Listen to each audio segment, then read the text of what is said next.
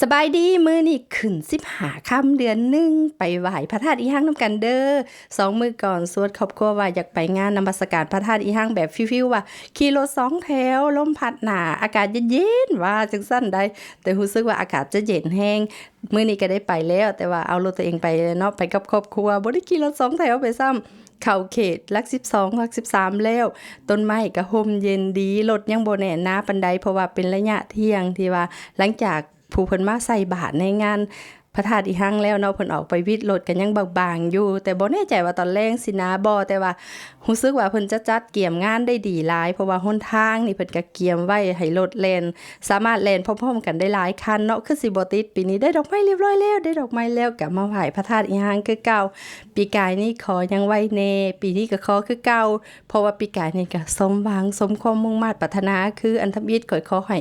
คนในเฮือนในครอบครัวมีสุขภาพแข็งแรงมีพยาธิหยังก็พอให้สามารถปิดปัวและแก้ไขได้อันที่2คือขอให้คนในครอบครัวมีแต่ความโชคดี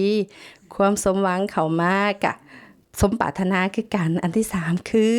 การหารายได้ให้พอทำมาค้าขายหากินหาอยู่ให้พอได้เนาะบ่ถึงขั้นเดือดร้อน